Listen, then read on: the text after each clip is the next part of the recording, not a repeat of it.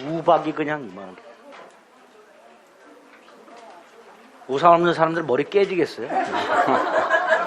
나갔다가.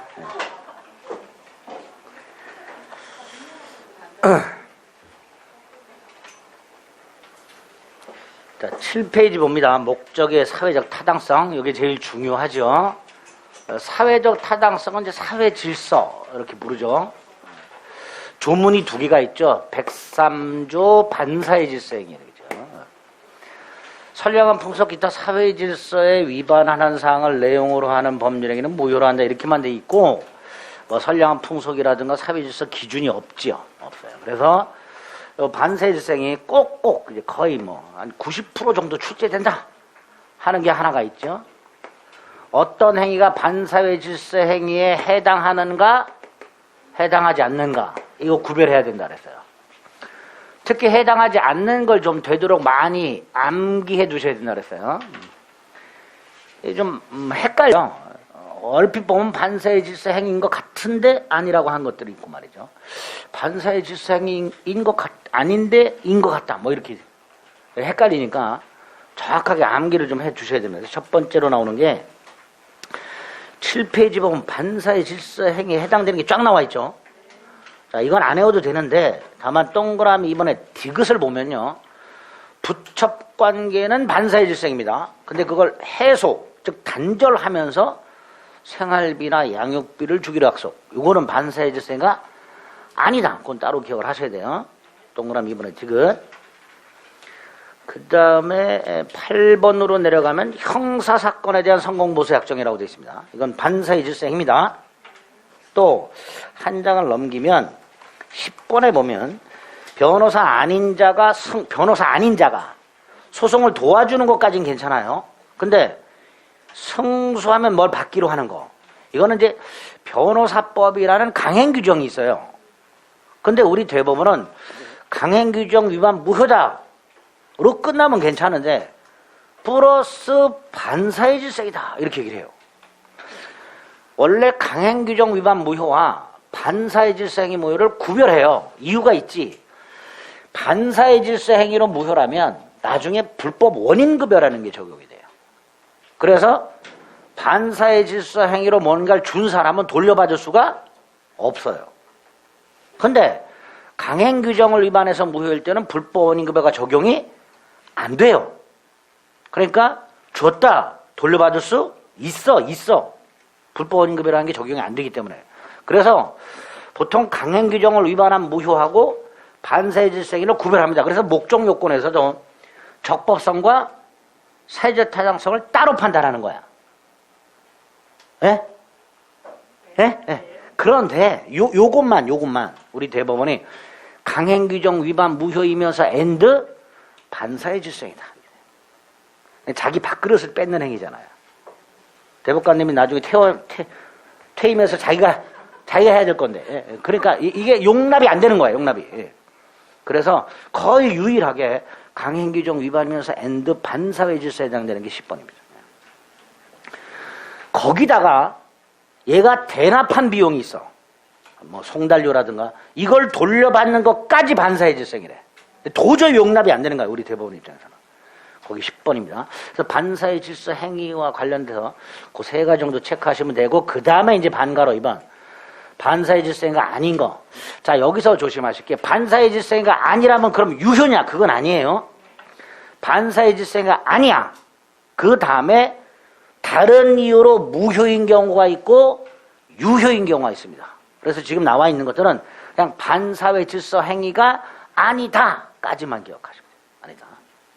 먼저 동그라미 1번. 아주 잘 나오죠. 채무자가 강제집행, 채권자의 경매를 피할 목적으로 허위, 가짜, 가장매매나 가장저당권 설정이. 요거는 우리민법 108조가 따로 있어요. 허위 표시로 무효가 됩니다. 허위 표시로 무효가 되는 거예요. 반사회 질서가 아니고 허위 표시로 무효가 됩니다. 허위 표시로. 두 번째가 동그라미 2번. 이것도 아주 잘 나오죠. 동그라미 2인가? 그렇군요. 법률행위 성립 과정에 강박이라는 불법적 방법이 강박은 협박 생각하시면 협박. 그리고 이 협박을 국가가 해. 그걸 국가의 위헌적 공권력 행사 이렇게 부릅니다. 협박을 해서 재산 뺏는 거야. 그런데 요거는 우리 민법 110조에서 취소할 수 있도록 해놨어요. 그러니까 이것도 반사의 질생에는 아니다 이렇게 얘기하게 됩니다. 이 두 개는 꼭 기억하셔야 되고요. 5번 세금 회피 목적의 행위들, 또 부동산 명의신탁 같은 것들, 이런 것들도 반사의 질생에는 아니야. 세금 회피 목적의 행위는 반사의 질생이 아니고 유효해. 세금을 뜯어내야 되니까. 그 다음에 부동산 명의신탁 같은 경우에는 강행규정을 위반해. 부동산 실거래자 명의등기에 관한 법률이라는 강행규정을 위반해서 무효지. 반사의 질생은 아니다. 그래서 1번, 2번, 5번 요 세 가지는 꼭 기억을 해 두셔야 돼요. 반드시. 거기에다가 3번 비자금을 조성하는 행위는 반사의 질생입니다. 그런데 그렇게 조성된 비자금을 어디다 감춰 은행 차명계좌를 만들어서 넣어놔 이런 걸 소극적 임치, 이건 반사의 질생가 아니다. 4번 전통사찰의 주지직을 사고 파는 건 반사의 질서 행위야. 그런데 그 주지직을 산 사람을 주지로 임명하는 거, 이건 반사의 질서가 아니다. 이렇게 딱 5개 일단 기억했고요. 6번은 그냥 부정행위를 저지른 남편이 용서의 대가로 처에게 아파트를 넘겨줬어. 거기까지만 생각하시면 돼요. 아름답지요? 그러니까 이건 반사의 질서가 아니다. 7번 근로자를 해외 파견한 다음에 경비를 회사가 부담을 해. 그리고 귀국 후 일정 기간 근무하면 그 해외 파견 소요 경비 반환 채무를 면제해 주기로 해. 이것도 반사의 질서가 아니지. 7번도. 8번 형사사건이 아니라 민사사건 성공보수. 그 다음에 무허가 건물 임대차. 최근에 답으로 나왔죠. 두 개는. 민사사건 성공보수나 무허가 건물 임대차 계약은 반사의 질서가 아니다. 그리고 10번. 10번. 을이 갑에게 도박자금을 빌려줘. 이거 반사의 질색입니다. 그리고 도박자금을 갚는 것도 반사의 질색이에요. 빌리는 것도 반사의 질색이고요. 갚는 것도 반사의 질색이야. 그런데 갑이 도박자금을 다이렉트로 갚는 게 아니라 자신이 가지고 있는 땅을 매각권한을 부여하고 도박 채권자에게 매각권한을 부여하고 도박 채권자가 도박 채무자의 대리인으로서 매각을 해. 그리고 그 매각 대금을 도박자금을 빌린 도박자금을 갚는데 도박자금 변제에 충당하기로 약속을 해. 자, 요런 경우에 이 병 같은 경우에는 이런 사정을 모르고 샀겠죠. 그쵸? 그러니까 얘는 소유권을 취득해야 돼. 그래서 이 두 개는 반사의 질서가 아니야. 유효해. 그래서 도박자금을 빌려주고 매각대금을 도박자금 변제 충당하는 거, 이 두 개는 반사의 질서 행위로 무효지만 그 가운데 끼어 있는 거, 도박 채무자가 채권자에게 매각권을 부여하고 그걸 도박 채권자가 매각하는 행위, 여기까지는 반사의 질서 행위가 아니어서 병은 소유권을 취득한다. 이렇게 됩니다. 그거 10번까지 딱 반사의 질서가 아닌 거 자꾸 읽어서 정확하게 기억을 해 두셔야 됩니다. 첫 번째요. 두 번째가 오른쪽에 있는 부동산 이중매매죠. 부동산을 2인 이상에게 매각하는 거, 원칙과 예외로 나눠서 기억하자. 원칙. 갑이 이렇게 땅을 팔았다, 또 병에게 팔았다. 원칙적으로 각 매매계약은 유효하며 먼저 등기 친 사람이 소유권을 취득하고, 먼저 등기한 사람, 등기 먼저 한 사람이 우선 등기 먼저. 계약 먼저 한 게 아니라 등기 먼저 한 사람. 그 다음에 을은 병한테 가서 왜 새치기 했냐 따지지 못하고 갑에게 책임을 묻는다. 무슨 책임? 채무 불이행 책임. 무슨 책임을 묻는다고요? 채무 불이행 책임. 채무 불이행 책임이 아까 내용이 뭐였었죠? 계약을 해제하고 계약금이나 중도금 준 게 있으면 돌려달라, 원상회복을 청구하고 손해배상을 청구하고, 요렇게 정리한다 그랬습니다. 이중매매든 삼중매매든 요렇게 정리하는 게 원칙이라고 했어요. 다만 우리 대법원이 예외적으로 제2매매가 반사회 질서 행위로 무효가 되는 경우다. 제2매매가. 만약에 제2매매가 반사회 질서 행위로 무효라면 제2매수인 명의 등기도 무효가 되고, 따라서 제2매수인은 소유권을 취득할 수가 없게 된다 그랬습니다. 설령 이 등기가 소유권자 병 이렇게 넘어가 있다 하더라도 그 등기 자체가 무효니까 병은 소유권을 취득할 수가 없다 그랬어요. 이게 예외라고 그랬어요. 어떨 때 무효가 되는가? 그 요건 두 가지. 매도인의 제1매수일에 대한 배신행위라고 하죠. 배임행위라고 하죠. 자, 이때 배임행위가 되려면 갑이 원로부터 계약금만 받은 상태에서 팔아넘긴 건 배임행위가 아니라고 그랬습니다. 계약금만 받은 상태에서는 우리 민법 565조에 의하여 받은 계약금의 100을 주고 계약을 적법하게 해지할 수 있기 때문에 단순히 계약금만 받은 상태에서 매각한 건 배임행위가 아니고 중도금 일부라도 받은 상태에서 매각을 해야 배임행위가 된다 그랬습니다. 두 번째로 그 갑의 배임행위의 병이 무슨 가담? 적극가담을 해야 된다. 자, 이 적극가담은 요건이 세 가지죠. 병이 이미 팔렸다는 사실을 알면서 오히려 더 달려들어서 계약을 체결. 요게 적극가담이라고 그랬죠. 포인트가 뭐예요? 적극 권유 요청이죠. 적극 권유. 뭐예요 이거? 뭐 오렌지요 색깔이. 적극 권유 요청이 되죠. 그러니까 알면서 샀다.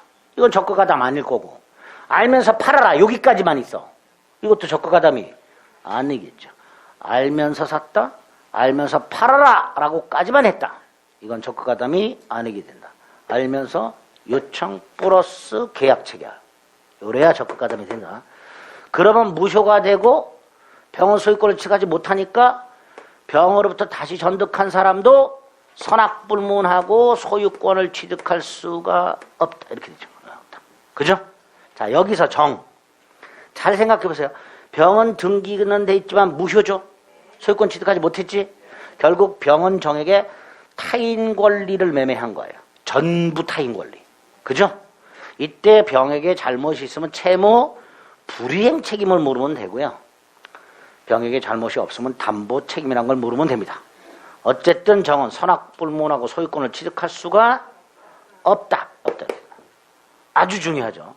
또 하나, 을은 소유권을 취득해야 되는데 갑으로부터 등기를 넘겨받아야 돼요.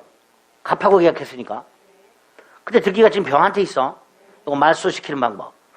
갑이 직접 말소하라 못해. 을이 직접 말소하라 못해. 을이 갑을 대신하여 말소 청구할 수 있을 뿐이다. 대위에서 말소 청구한다는 게 뭔가요? 몰라도 돼. 그냥 대위에서 말소 청구할 수 있을 뿐이다. 그것만 기억하시면 돼요. 이 두 가지가 아주 잘 나오죠, 답으로. 여기에 두 개 추가. 을은 제2매매 계약을 취소할 수 없고, 뭘 못하고? 취소 못하고, 제2매매 계약을 을은 취소 못하고, 마지막, 병. 적극가담하는 행위는 을에 대한 불법 행위가 된다라는 게 판례예요.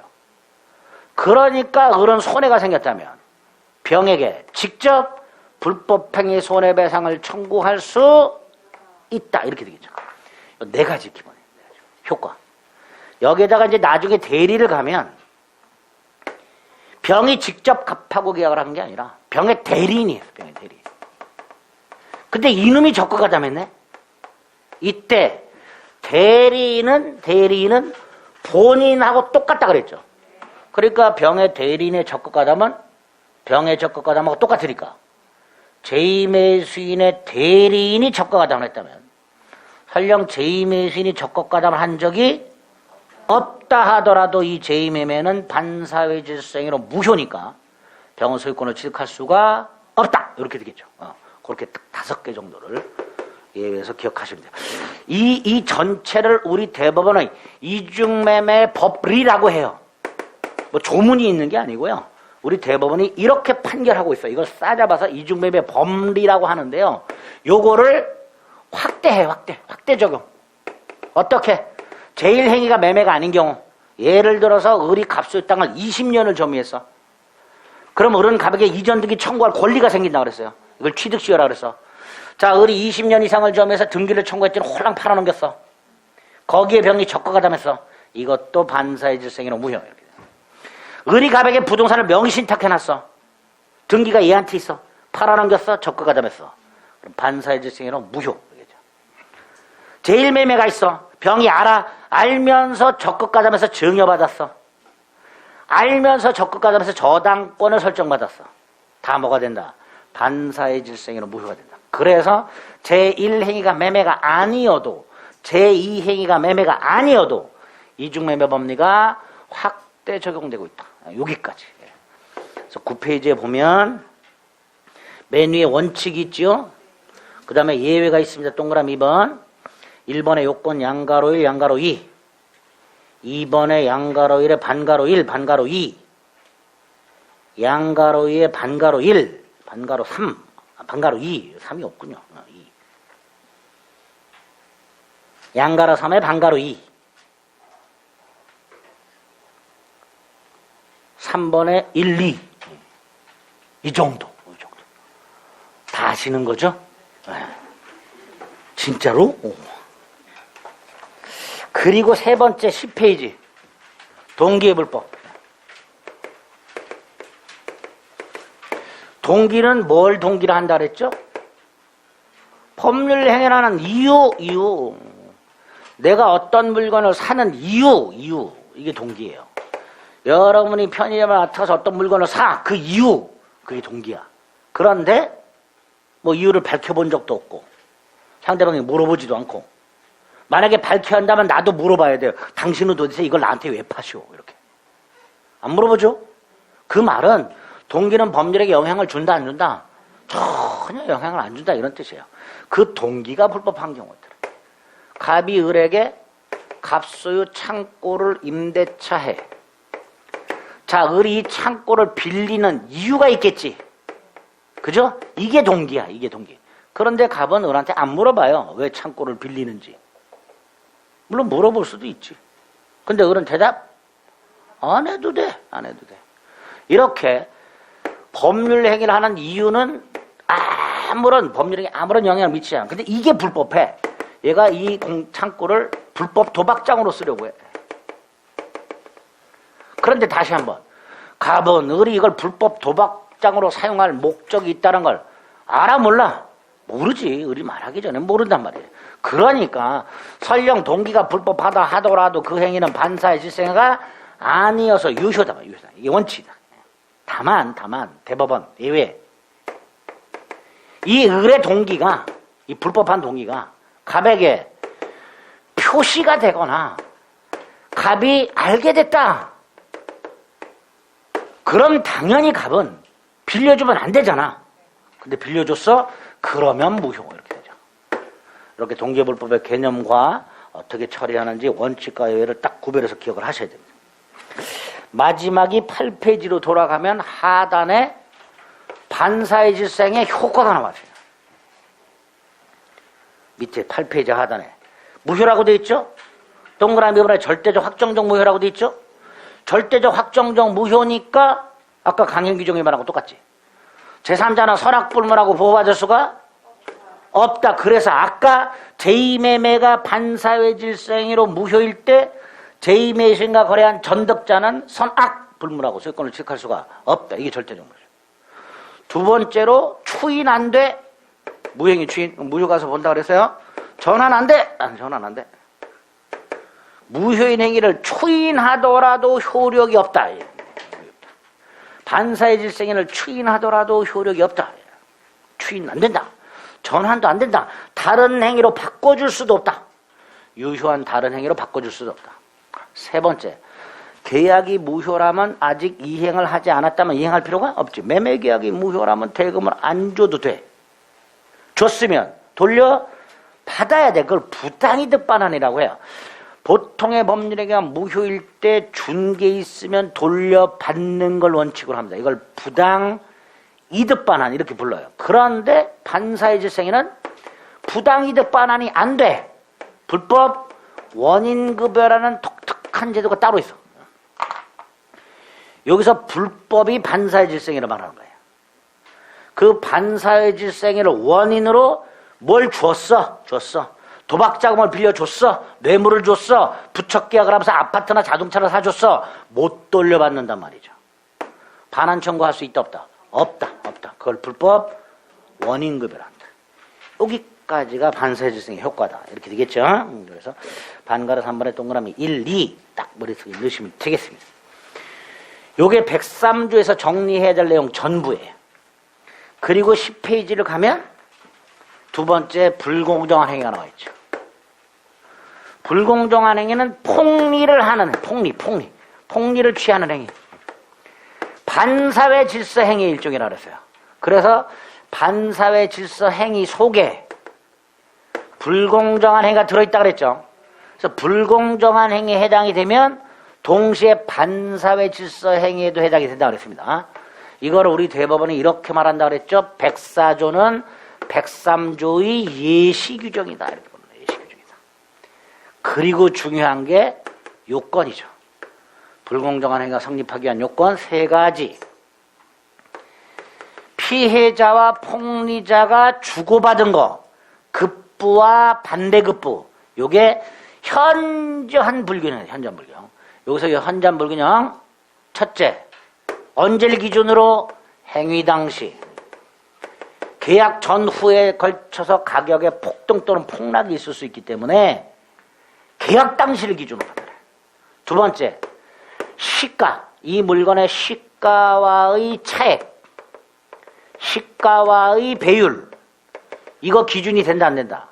안 된다. 시가와의 차액이나 시가와의 배율 몇 배 이런 거 갖고 판단해서는 안 된다. 상식 가지고 판단해라. 사회통념. 그리고 당사자가 생각하고 있는 값어치. 이걸 주관적 가치라 합니다. 그게 아니라 뭘 갖고? 객관적 가치. 요거 가지고 판단해라. 주관적 가치 하라. 이렇게 나온 적 있죠. 객관적 가치. 행위 당시 시가의 차익 또는 배율로 판단하는 것이 아니고 사회통념상 객관적 가치. 요거 가지고 현저한 불균형 여부를 판단해라. 이렇게 되죠. 두 번째, 피해자는 계약 당시 궁박했거나 경솔했거나 무경험했거나 궁박, 경솔, 그리고 무경험이 아니라 또는 무경험. 따라서 셋 중에 하나면 충분하다. 셋 중에 하나. 두 번째, 궁박. 심하게 쫓기는 걸 말하는데 돈에 쫓기는 경제적 궁박뿐만 아니라 정신적, 심리적 궁박을 포함한다. 무경험, 세상 물정 모르는 걸 말하는데 두 종류가 있다. 일반 거래 경험 부족이 있고 특정 영역의 경험 부족이 있는데 특정 영역의 경험 부족을 말하는 게 아니라 일반 거래 경험 부족을 의미한다. 일반 거래 경험이란 다른 사람들이 다 경험한 거, 그게 일반 거래 경험이에요. 그걸 내가 경험을, 그게 무경험이다. 반면에 특정 영역이란 말 그대로 특정한 영역에서의 경험을 말해요.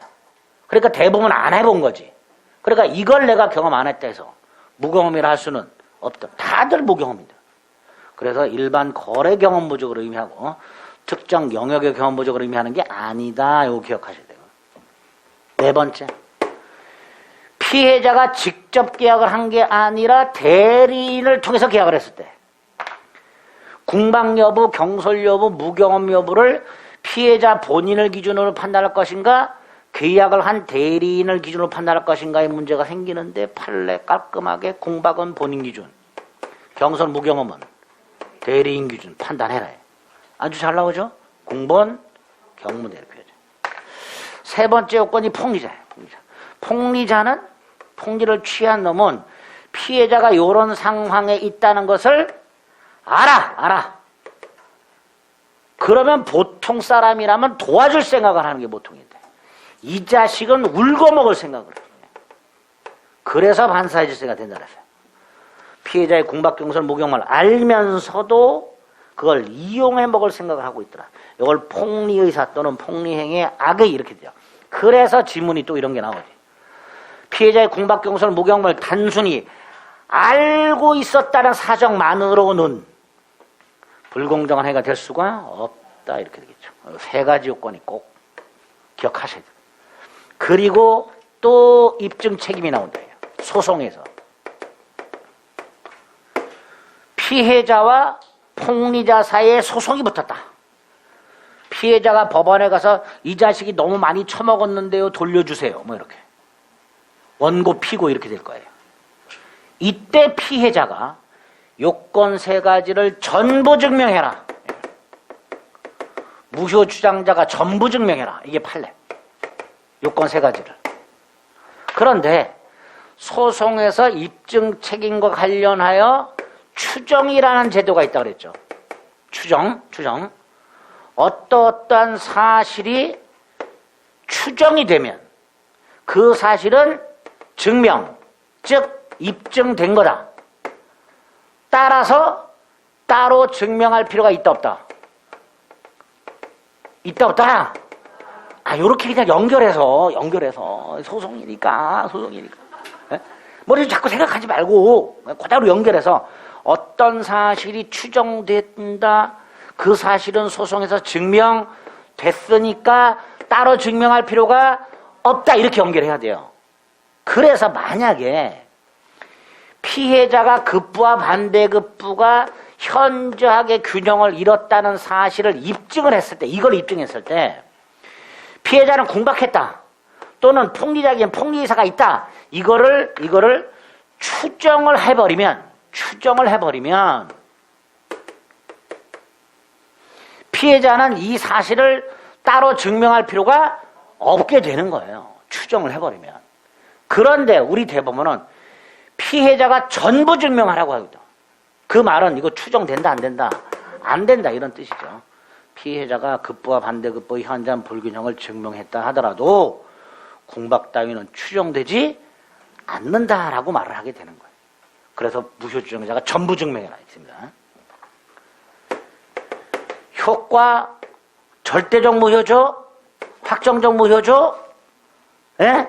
반사의 질생의 일종이잖아요. 그러니까 제3자는 선악불문하고 보호받을 수가 없고 제3자는 선악불문하고 보호를 못 받고, 이게 원칙. 두 번째, 추인된다 안 된다? 안 된다.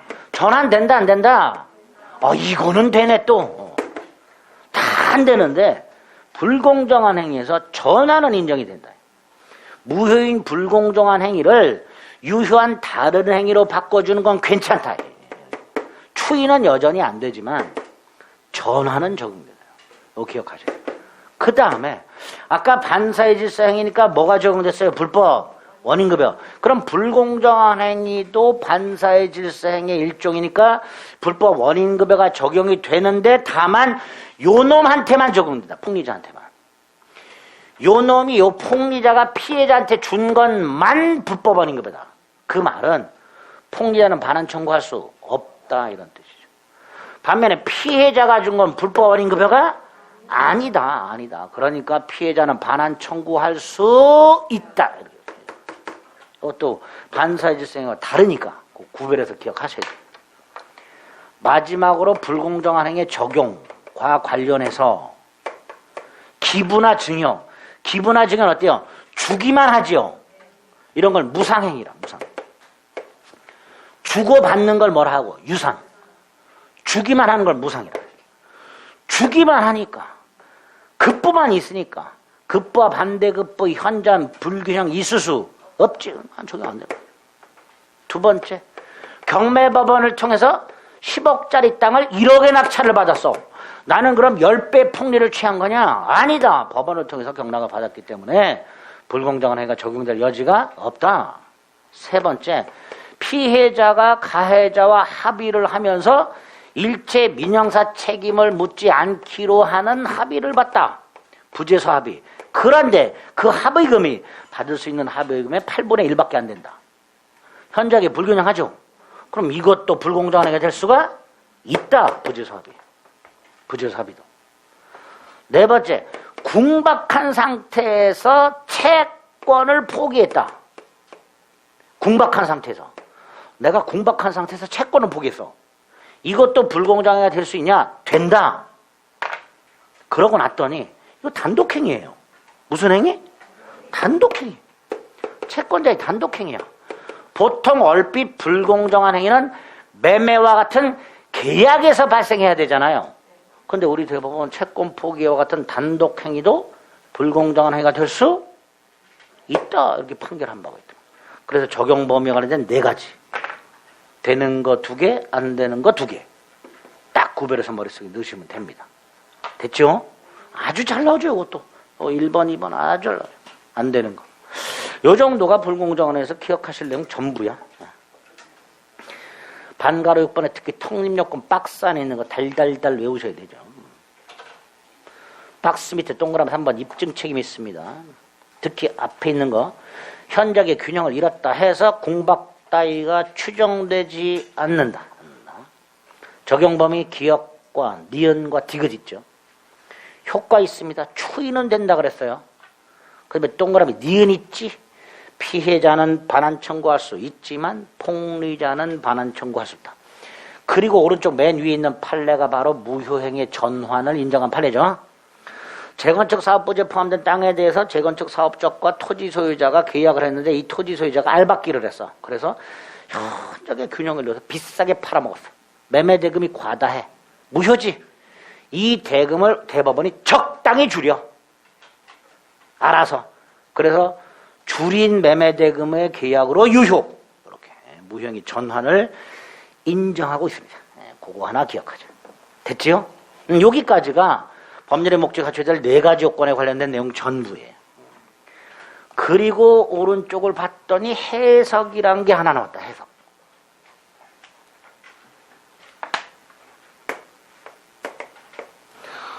법률의 목적 요건 4가지를 봤어요. 확정성, 가능성, 적법성, 사회적 타당성. 그런데 이 가능성, 적법성, 사회적 타당성을 판단하기 전에 목적이 도대체 뭐예요? 이게 문제되는 경우가 있어요. 도대체 얘가 원한 게 뭐야? 이게 문제가 되는 경우가 있어요. 어떨 때? 의사 표시가 불일치할 때.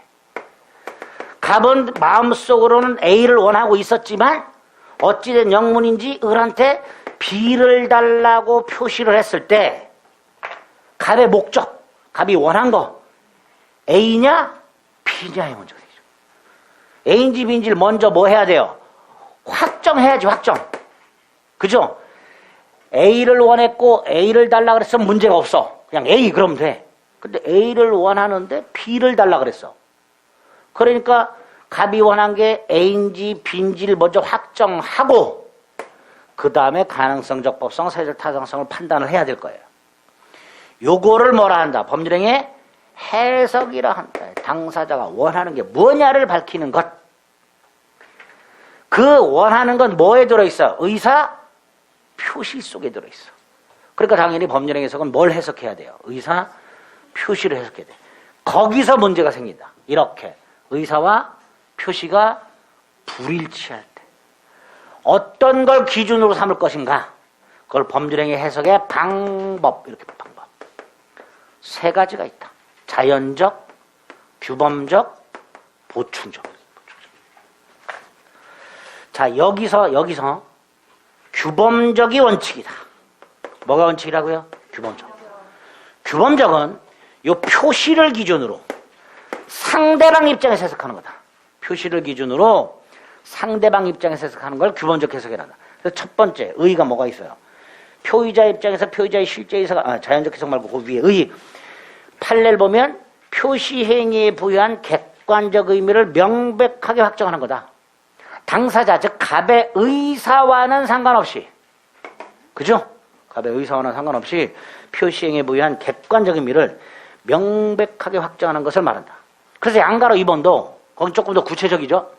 을이 갑의 의사를 알 수 없다면 표시를 가지고 해석해라. 역시 무슨 해석이에요? 규범적 해석. 이게 원칙이다. 그런데 그 해석의 대상에서 당사자의 진정한 의사를 알 수 없다면 표시로 가라 그랬죠. 그럼 반대로 해석하면 을이 갑의 의사를 알았거나 알 수 있었다면 의사로 가야 되겠지. 반대로 해석해서. 그래서 예외적으로 자연적 해석이 나온다. 자연적 해석은 의사를 기준으로 해석하는 의사. 누구 입장에서? 표의자 입장에서. 의사를 기준으로 표의자 입장에서 해석하는 걸 자연적 해석을 한다. 그럼 어떨 때 자연적 해석을 하냐? 일단 가장 확실한 게 상대방이 없을 때. 상대방 없는 단독행위 같은 것들. 유언, 재산법인 설립행위, 소유권 포기. 상대방이 없죠? 상대방이 없으니까 상대방 입장에서 해석할 수가 없어. 자연적 해석 가야 되게. 또 하나 좀 전에 말씀드린 거. 을이 갑의 의사를 알 수 없다면 표시로 가라. 뒤집어서 알았거나 알 수 있었다면 의사로 가라. 이렇게 되겠죠.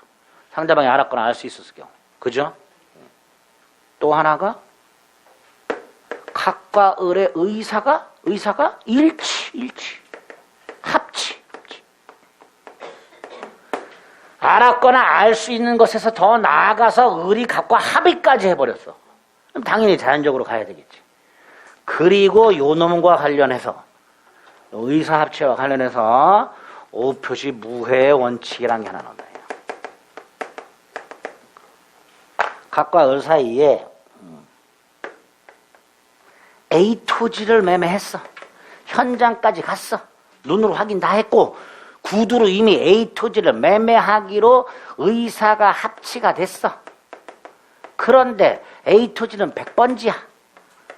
갑과 을이 계약서를 쓰는데 둘 다 지번을 착각하고 있어. 그래서 계약서에는 100-1번지라고 썼어. A 토지라고 생각하고. 근데 이거는 옆에 있던 B 토지. 등기까지 넘어갔어. 그리고 문제가 생겼어요. 법률행위에서 갑과 을은 A 토지를 매매한 거냐 B 토지를 매매한 거냐. 이게 법률행위 해석이다. 원래는 뭘로 가야 돼요? 표시로 가야 돼.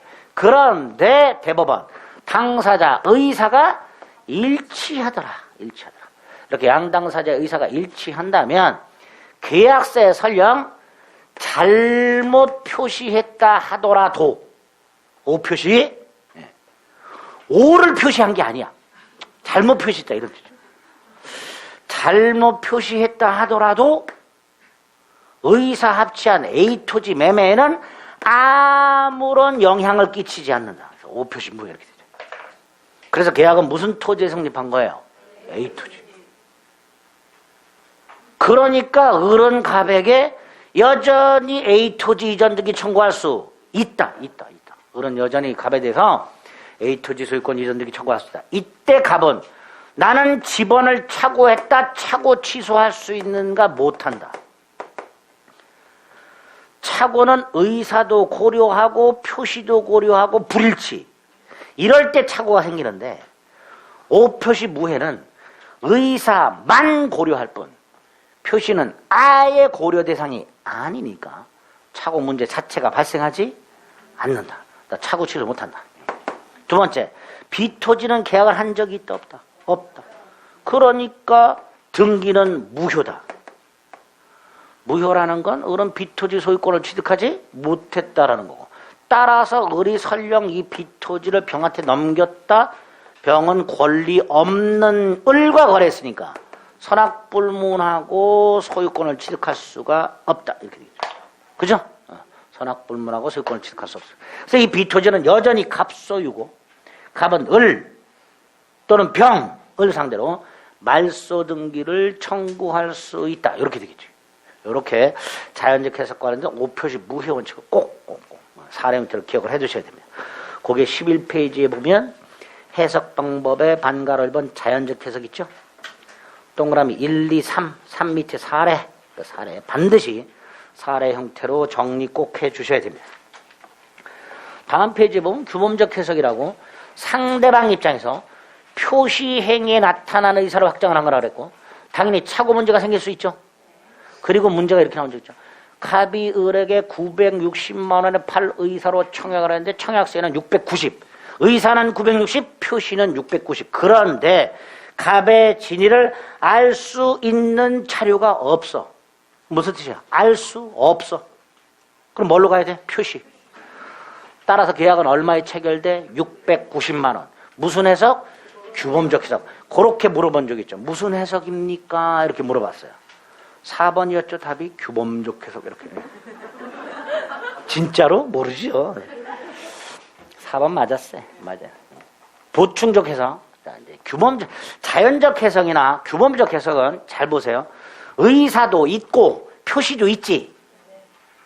이럴 때 규범적은 요걸 기준으로, 자연적은 요걸 기준으로. 그런데 각과 을이 계약을 하면서 뭐 계약에서 합의 보아야 될 몇 가지가 있을 거예요. 뭐 대금도 정해야 되고 목적물도 정해야 되고 날짜 뭐 이렇게 정해야 될 게 있어. 근데 그 중에 어떤 특정 사항을 각도 깜빡, 을도 깜빡 누라 그랬어. 누라 그랬다는 건 계약 당시 그 사항에 대해서 의사도 없고 표시도 없다라는 거예요. 그죠?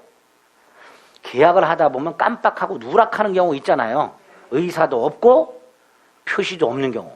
이럴 때는 의사도 없고 표시도 없으니까 자연적 해석도 규범적 해석도 불가능하죠. 그럴 때 등장하는 게 뭐다? 보충적. 의사도 없고 표시도 없고. 이럴 때는 부득 제3자 법원이 추측을 해. 만약 이렇게 각과 을이 계약 당시 깜빡하지 않았더라면 어떻게 계약을 했을까? 이렇게 법원이 추측을 해요. 그런 해석을 보충적 해석이라고 해요. 이때 보충적 해석을 쳐서 보충되는 의사는 각과 을이 실제 생각했던 거예요? 아니잖아. 추측을 한 거잖아. 그래서 보충되는 의사는 각과 을의 실제 의사가 아니고 주의사정을 통해서 추단된 의사를 말한다. 이렇게 판결하고 그 문구만 기억하시면 돼요. 방가로 3번에 보면 법률행위 내용의 흠결, 공백, 간극이 존재한다 그랬죠. 깜빡하고 합의를 못 봤다 이런 뜻이야. 누락을 했다 이런 뜻이야. 그럼 제3자 시각에서 상상해가지고 밝힌다 그랬죠. 판례를 보세요. 계약 당사자 쌍방이 계약의 전제 또는 기초되는 사항에 관해서 같은 내용으로 착각을 해서, 즉 누락을 해서 깜빡하고 약정을 안 했어. 그러니까 뭐라 그래? 깜빡하지 않았다면 합의했을 것으로 보이는 내용으로 당사자 의사를 보충할 수 있다. 그죠? 예? 얘네 둘이 합의를 깜빡하지 않았더라면 어떻게 했을까? 이렇게 추정을 해본다는 거예요. 그래서 여기서 보충되는 당사자 의사는 실제 의사나 주관적 의사가 아니라 객관적으로 추측한 의사를 말한다. 이렇게 되죠. 요거를 우리 기출지문에서는 실제 의사 또는 주관적 의사를 말한다라고 출제를 한 적이 있습니다. 그것 때문에 넣어놨어요. 그것 때문에. 간단히 기억을 해달라. 나머지는 몰라도 된다. 요 정도가 법률의 해석에서 기억해야 되는 건데, 요 보충적 해석과서 예전에 이런 판례가 나온 적이 있어요. 갑이 피해자고 을이 듣기만 하세요. 갑이 피해자고 을이 가해자인데 합의를 봤어요. 합의 보는 게 계약이죠. 을은 갑에게 500만 원을 배상하고 일체 민형사 책임을 묻지 않기로 한다. 이렇게 합의를 봤어. 그런데 이렇게 합의를 보고 난 다음에 이 피해자 갑에게 합의 당시 예상하지 못했던 후유장애가 생겼어. 합의 당시. 그래서 갑이 추가적으로 300만 원을 더 청구했어. 을이 줄까요 안 줄까요? 안 주겠죠. 뭐라고 하면서 야 끝났지 않냐 이미. 더 이상 일체 책임을 묻지 않기로 했지 않냐. 묻죠 그랬겠죠. 그래서 갑이 소송을 제기했어. 법원은 해석을 해줘야 돼. 이 합의 속에 이게 들어있냐 이거 이것도 포기하는 게 들어있냐. 그래서 합의 내용을 해석을 하려고 봤더니 이거는 합의 당시 각과 을이 생각조차 못했죠. 그러니까 요 후유장애에 대해서는 합의서에 의사도 없고 표시도 없는 상황이었어요. 그래서 법원이 추측을 했어요. 뭐라고? 합의 당시 예상했더라면 이렇게. 이걸 각과 을이 합의 당시 예상했더라면 갑은 플러스 300 달라고 했겠지. 을은 300을 더 주더라도 합의했을까? 합의했을까 안 했을까? 했겠지. 그러니까 추측을 했더니 양당사자에서 딱 들어맞았어. 그러니까 추가적으로 300만 원 청구할 수 있다. 이게 보충적이에요. 합의 당시 예상 못했던 불특의 후유장에 대해서 합의 당시 예상을 못했으니까 의사도 없고 표시도 없단 말이지. 그러니까 무슨 해석할 수밖에 없다. 보충적. 네. 그 정도, 네. 그 정도 확인하시면 됩니다. 끝. 이건 이해도 돼요. 네. 보충적 해석 이해하시라고 말씀드린 거예요. 처음 말씀드렸죠? 네, 오늘 그거 하나 기억하면 돼요. 실제 의사, 주관적 의사가 아니라 객관적으로 추인되는 의사다. 그것만 기억하시면 돼요. 자, 이제 두 번째가 의사표시죠. 목적 요건에서 두세 문제, 그 다음에 의사표시에서도 한 두세 문제 나온다 그랬죠. 일단 의사표시는 법률 행위의 필수 불가결 요소라고 그랬죠. 그죠? 원하는 걸 표시하는 행위라고 했어요. 원하는 걸. 그래서 법률 행위 필수 불가결 요소가 된다고 그랬습니다. 이때 당연히 의사표시가 비정상적이라면 법률 행위도 무효 또는 취소. 이렇게 되겠죠. 그 비정상적 의사표시 4개를 우리 민법이 규정을 하고 있고 그 4개를 크게 두 그룹으로 나누죠. 하나는 의사하고 표시가 불일치하는 경우, 의사표시가 불일치하는 경우, 갑이 A를 원하고 있지만 B라고 표시한 경우, 이렇게. 요거를 보통 의사의 흠결, 이렇게 보고, 의사의 흠결. 이걸 107조를 가면 진의, 아님, 이렇게 나와요. 같은 말이야. 그리고 대법원은 이렇게도 말을 한다. 내심적 의사의 결여, 이렇게. 다 같은 말이야. 마지막 게 제일 거지 같죠? 같은 말입니다. 의사표시 불일치, 의사의 흠결, 진의, 아님, 내심적 의사의 결여. 다 같은 말입니다. 그리고 이게 다시 표의자가 자신의 의사 표시가 불일치한다는 걸 알고 있는 경우가 있고 모르고 있는 경우가 있더라. 이렇게. 알고 있는 경우를 또다시 이렇게 얘기하죠. 의사의 의식적 흠결. 이렇게. 그럼 모르고 있는 거는 의사의 무의식적 흠결. 이렇게 되겠죠. 의사의 의식적 흠결, 의사의 무의식적 흠결. 이렇게 부릅니다. 혹시라도 지문에서 만나면 당황하지 마시라고 말씀드린 거예요. 안다 모른다 이렇게 말단 기억하세요. 알고 있는 게 2개. 비진의 표시와 허위 표시. 모르고 있는 게 하나. 차고 이렇게. 이게 한 그룹이고요. 또 하나는 의사하고 표시는 일치해. 일치해. 그런데 하자가 있어. 이 하자가 뭐죠? 사기강박. 사기당해서 계약을 했거나 협박을 당해서 계약을 한 경우. 요거는 의사표시는 일치한다는 거 잊지 마세요. 어쨌든 110조가 따로 있다. 이렇게. 자, 이때 비진의 표시는 원칙. 표시한 대로 그대로 유효. 다만 상대방이 갑이 이렇게 을에게 표시했는데 상대방이 알았거나 알 수 있었다면 표시는 무효. 허위 표시는 무효. 차고 사기강박은 일단은 유효. 표시한 대로 그대로 유효. 다만 뭐 할 수 있어? 취소. 취소해야 무효. 여기서 이제 또 이런 경우가 생기겠죠. 갑과 을이 계약을 했는데 이 계약이 비진이 무효거나 허위 표시 무효거나 차거나 사기거나 취소가 됐어. 취소가 됐어요. 그런데 을과 거래한 병이 있어. 아까 목적 요건 무효다. 병 선악불문하고 소유권을 취득하지 못한. 여기서도 그런 문제가 생긴단 말이죠. 그런데 여기서는 공통적으로 무효라 하더라도 누구한테는 대항을 못해.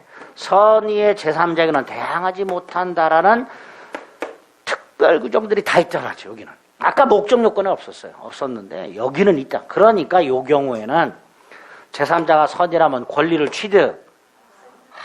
이렇게 해석이 되죠. 요거까지. 이게 이제 기본적인 뼈대가 되겠죠. 그리고 나서 107조를 보면 되죠.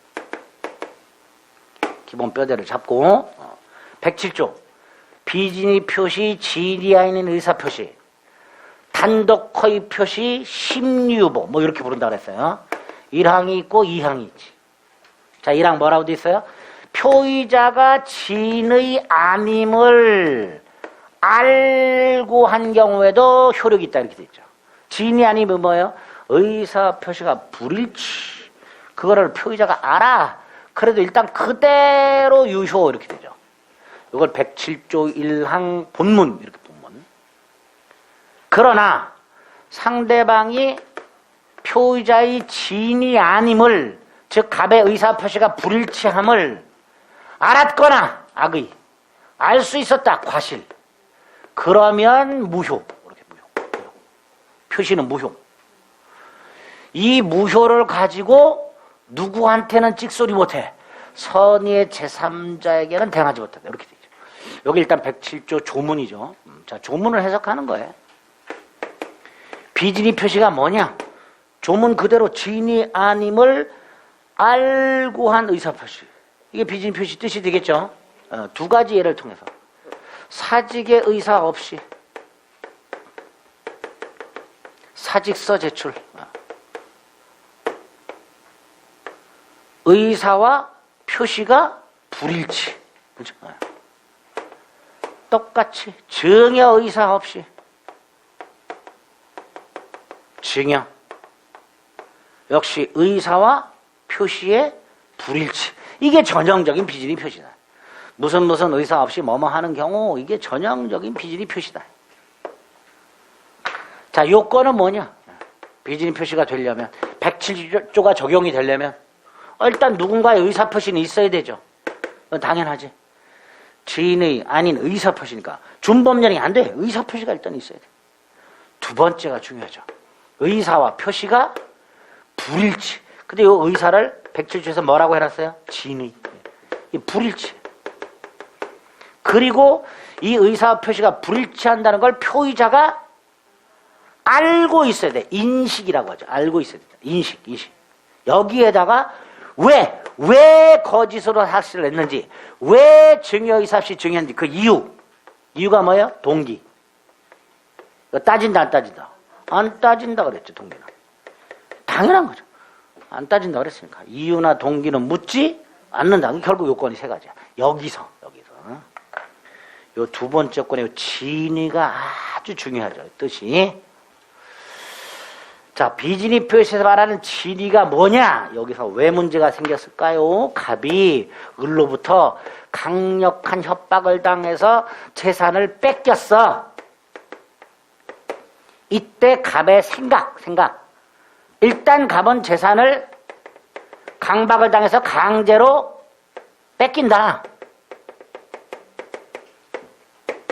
강제로 뺏긴다는 건 줄 생각이 있는 거예요, 없는 거예요? 없잖아. 되찾자 이런 생각을 하고 있을 거예요.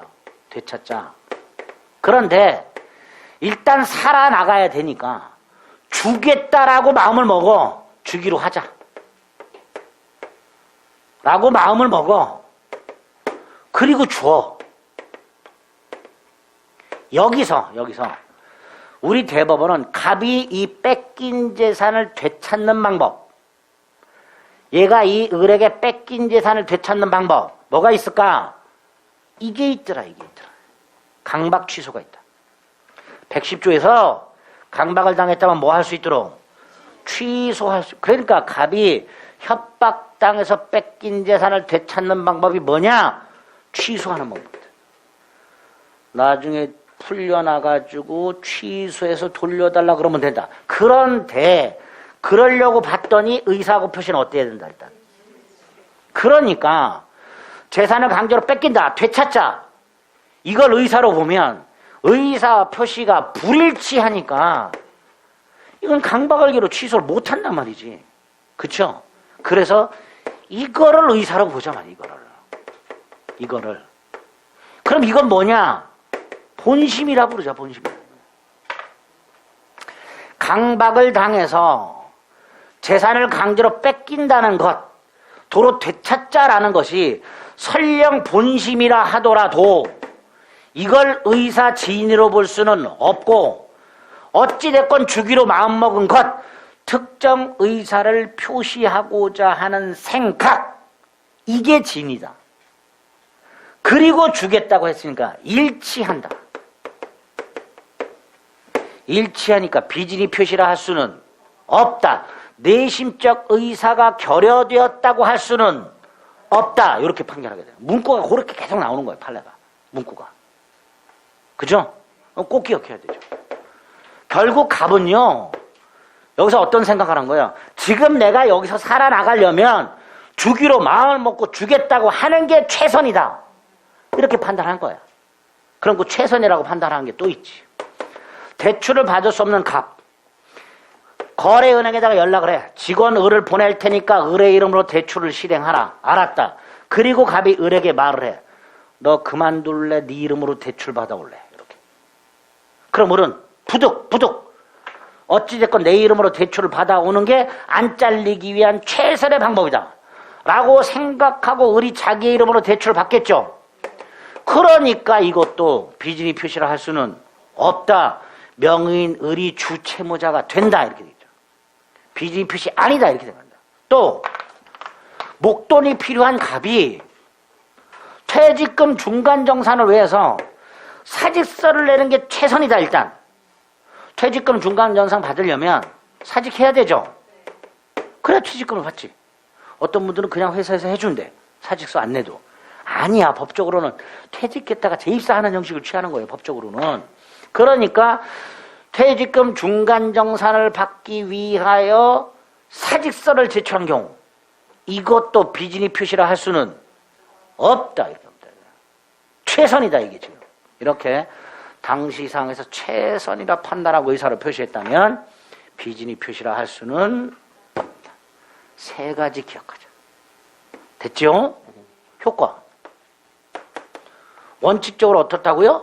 표시한 대로 그대로 유효. 그래서 사립대 교수가 물을 일으켰어. 사직원이 수리되지 않을 거라고 생각하고 이사회에 사직서를 냈어. 홀랑 수리해버렸네. 짐 싸라. 이렇게 되겠죠. 원칙적으로 효력이 생긴다. 판례도 이사회가 알았다는 사정이 없으므로 사직효과는 발생한다. 이렇게 되겠죠. 다만 상대방이 알았거나 알 수 있었을 때는 무효가 된다. 회사가 구조조정을 위해서 근로자들로부터 일괄 사직서 제출을 요구해서 근로자들이 사직서를 냈어. 비진이지. 회사가 알지. 그러니까 그 사직서의 제출은 무효가 된다. 다만 그 무효를 가지고 누구한테는 대항을 못해. 선의의 제3자.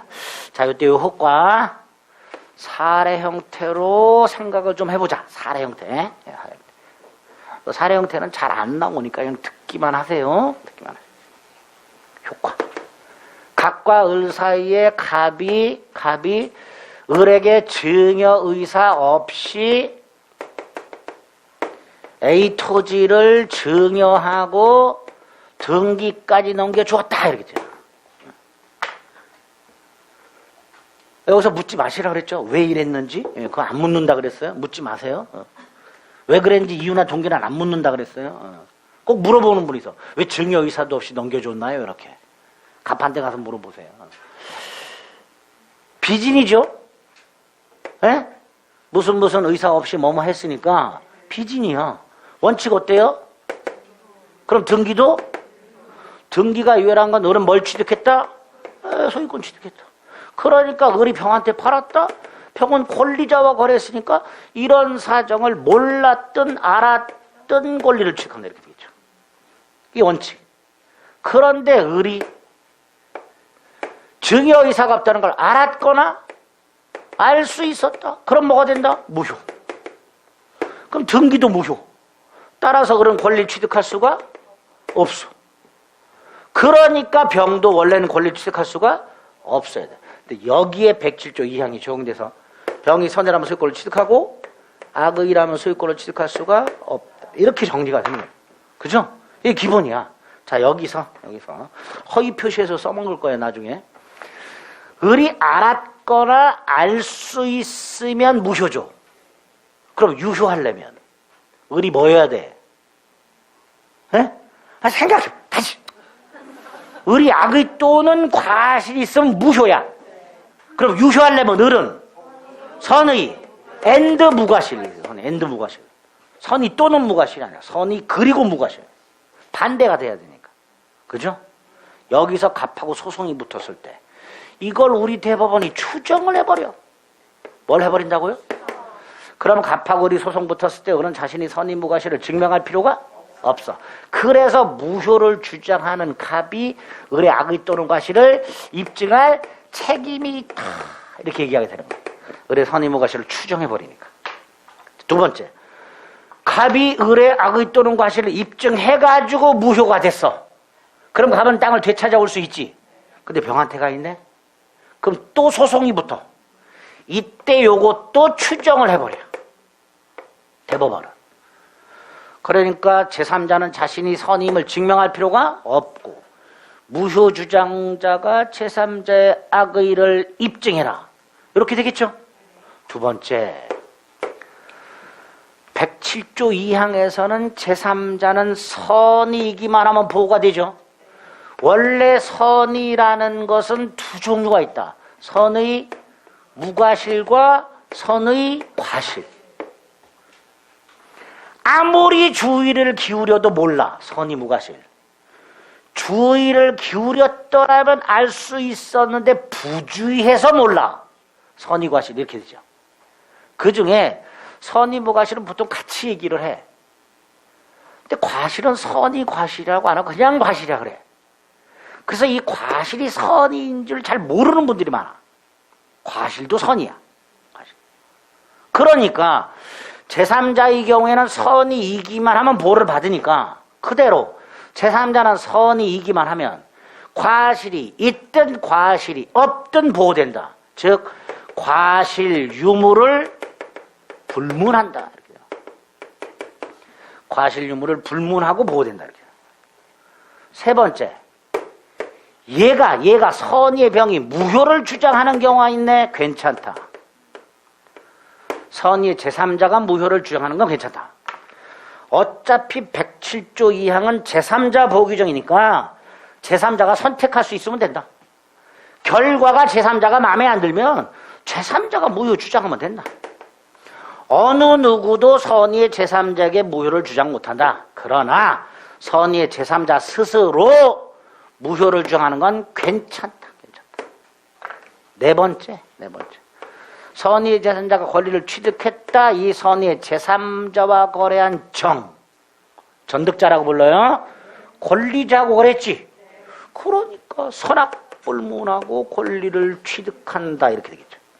그래서 선의의 제3자가 보호되는 경우에 그 선의의 제3자와 거래한 전득자는 악의라 하더라도 보호된다. 그런 원칙이 하나 나온다 그랬죠. 이걸 엄폐물의 법칙이라 그런다 그랬어요. 무슨 법칙인지 몰라도 돼요. 결과를 기억하자. 선의의 제3자가 보호되면 선의의 제3자와 거래한 전득자는 악의라도 보호된다. 특히 네 가지는 나중에 허위 표시에서 똑같이 다시 써먹습니다. 정확하게 기억을 해두셔야 돼요. 요 정도가 비진이. 먼저 13페이지에서 다른 거 다 필요 없고요. 맨 밑에 적용 범위가 하나 있습니다. 민법상 의사표시에 관련된 규정은 개인과 개인 간의 재산상 행위에만 적용되는 걸 원칙으로 해요. 따라서 법원을 상대로 하는 소송행위와 같은 공법상의 행위는 적용이 없고 앤드 표시한 대로 그대로 효력이 생겨. 그러니까 내가 사기나 강박을 당하여 소송행위가 있었다 하더라도 그 소송행위를 강박을 이유로 취소할 수는 없다. 이렇게 되겠죠. 그거 하나 확인하시고 한 장 넘겨. 107조 있습니다. 1항, 2항 꼭 확인하시고 특히 그러나 이후를 107조 1항 단서라고 한다 그랬어요.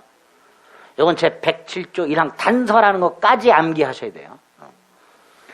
시험지문에 단순히 107조 단서라고만 나오는 경우가 있습니다. 조문을 외울 때 제 몇 조는 몰라도 된다 그랬어요. 근데 제 몇 조까지 외워야 될 게 몇 개 있어. 그 중에 하나가 요 107조 1항 단서입니다. 반가름에 의가 있죠. 얘를 통해 기억하시면 돼요. 뭐뭐 할 의사 없이 뭐뭐 하는 경우 이렇게. 그리고 요건의 박스 1번, 2번, 3번 달달달달달 외워달라. 쭉 내려서 효과 동그라미 으로 원칙. 사립대 교수가 거짓으로 사직서를 냈다. 그대로 사직효과는 발생한다. 예외 회사의 요구로 거짓으로 사직서를 냈다. 비진이고 무효다. 박스. 기억. 상대방이 알았거나 알 수 있었을 경우 무효가 된다. 니은 행위 당시 기준. 디귿 상대방 선의무과시는 추정. 무효 주장자가 입증하라. 오른쪽 제3자 기억 디귿. 그 다음에 이 107조 적용 범위라고 해서 3번과 5번. 5번은 체크만 하시고요. 3번. 아까 뭐라 그랬어요? 공법상의 행위 적용된다, 안 된다? 안 된다. 그러니까 국립대 교수와 같은 공무원이 거짓으로 사직서를 냈다. 상대방의 지부지를 묻지 않고 표시한 대로 그대로 사직효과는 발생한다. 이렇게 되겠죠? 그리고 3번 체크하시고 5번은 나중에 대리권 남용 가서 다시 한번 확인하겠습니다. 자, 비진이 요 정도 보시면 되고요. 조금 더 중요한 게 허위 표시죠? 좀 쉬었다 보겠습니다.